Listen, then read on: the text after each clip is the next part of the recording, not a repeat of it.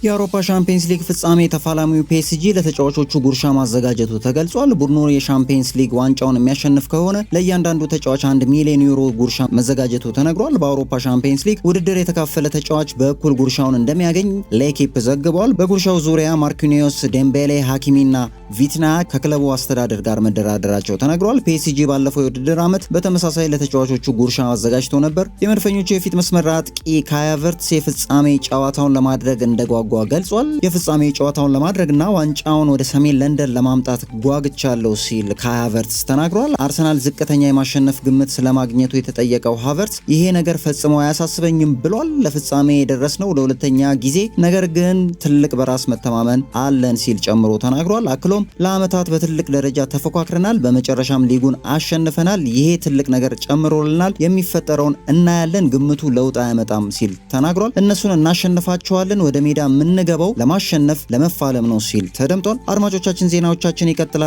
ለዚህ ቻናል አዲስ ከሆናችሁ ገጻችንን ፎሎ እና ይህን ቪዲዮ ላይክ በማድረግ ቤተሰቦቻችን ይሁኑ እንላለን። አዲስ ዜና ስፖርት ለእናንተ አዳዲስ የስፖርት መረጃዎችና ቀጥታ ስርጭቶች ወደ እናንተ የሚያደርስ ሚዲያ በመሆኑ ገጻችንን ፎሎ በማድረግ ላልደረሳቸው ደግሞ ፕሮግራሞቻችንን ሼር እንድታደርጉ እንላለን። ፈረንሳዊው የተከላካይ ስፍራ ተጫዋች ኢብራሂማ ኮናቴ ውሉ ሲያበቃ ከሊቨርፑል ጋር እንደሚለያይ ተገልጿል።